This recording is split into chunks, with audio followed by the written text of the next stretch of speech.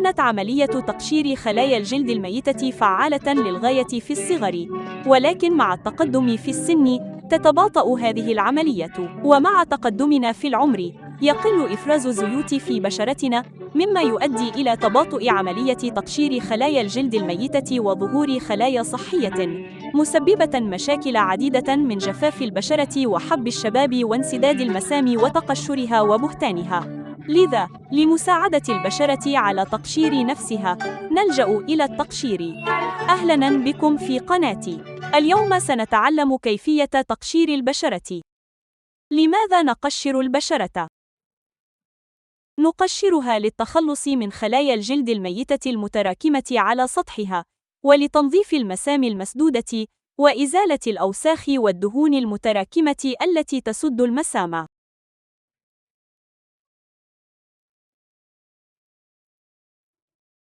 ببساطة، نساعد على إخراجها بشكل أسرع، فنحافظ على بشرة ناعمة خالية من الرؤوس السوداء والمسام المفتوحة وحب الشباب الناتج عن انسداد المسام.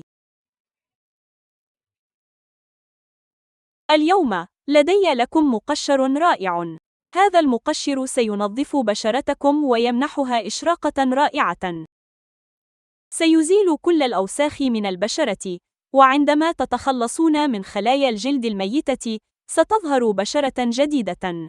والبشرة الجديدة تعني بشرة مشرقة ونقية ومتألقة. لذا، إذا كنتم ترغبون في الظهور أصغر سناً من 5 إلى 10 سنوات، تعالوا معي إلى المطبخ وسأريكم كيفية تحضير هذا المقشر الرائع في وقت قصير. المكون الأول هو الأرز. أنا أستخدم الأرز الأبيض، ولكن يمكنكم استخدام أي نوع أرز متوفر لديكم. المكون الثاني هو بيكربونات الصوديوم. والمكون الثالث هو زيت جوز الهند. لتحضير المقشر، سأبدأ بتحضير الأرز عن طريق طحنه.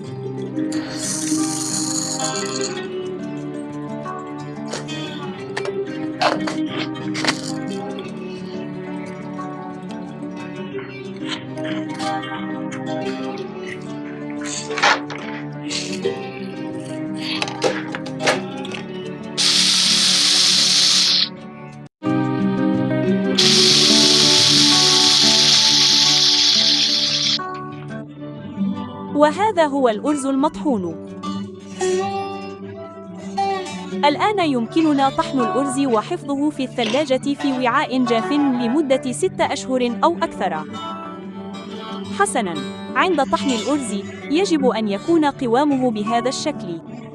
لا نريد أن يكون المزيج ناعماً جداً، بل نريده خشناً بعض الشيء لنستفيد من تأثير تقشير الأرز.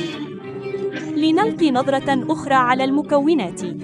لدينا الأرز، وبيكربونات الصوديوم، وزيت جوز الهند. سأستخدم ملعقتين كبيرتين من دقيق الأرز المطحون، وملعقة كبيرة من بيكربونات الصوديوم، وملعقة كبيرة من زيت جوز الهند. بمجرد تجهيز المكونات الثلاثة، أمزجيها جيداً. تحلي بالصبر ولا تضيفي الماء. خذي وقتك وامزجي المكونات ببطء. سيستغرق الأمر بعض الوقت. سيبدو المزيج جافاً قليلاً، لكن لا تضيفي المزيد من الزيت. ملعقة صغيرة واحدة تكفي. استمري في المزج.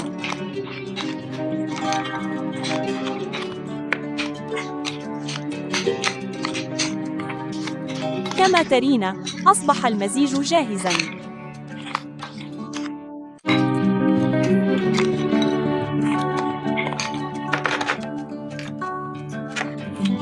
والآن أصبح مثالياً. هذا رائع. إذن، لدينا مقشر الأرز ببيكربونات الصوديوم وزيت جوز الهند. مقشر الأرز هذا رائع حقاً. سيجعل بشرتك تبدو نظيفة ونضرة ومشرقة. ها هو جاهز. الآن سأريك كيفية استخدام مقشر الوجه الرائع هذا المصنوع من صودا الخبز وزيت جوز الهند والأرز. هذا هو مقشر الوجه. امزجي المكونات جيداً. ثم خذي كمية قليلة، لا تكثري. هذا جيد. افركي المزيج بين يديك وضعيه على وجهك. استخدميه لتقشير البشرة. قد يبدو جافاً قليلاً، لكن هذا طبيعي. حسناً. قشري بشرتك لمدة 3 دقائق تقريباً. أنا أحب هذا كثيراً. انظري إلى هذا. إنه شعور رائع حقاً.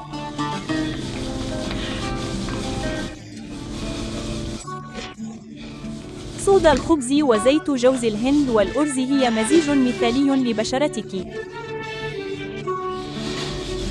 فهو لا يزيل خلايا الجلد الميتة فحسب، بل يجعل بشرتك مشرقة ونضرة وشابة.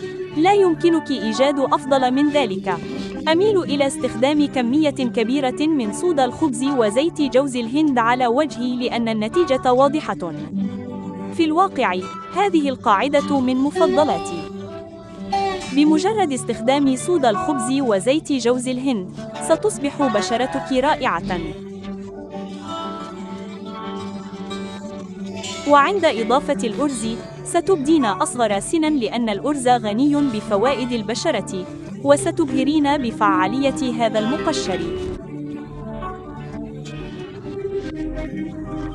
سترغبين في استخدامه باستمرار. استخدمي هذا المقشر لتقشير بشرتك 2 إلى 3 مرات أسبوعياً للحصول على أفضل النتائج. بعد التقشير لمدة 3 دقائق تقريباً، اشطفي وجهك بالماء الدافئ. سأشطفه الآن وسأعود إليكم بالنتيجة.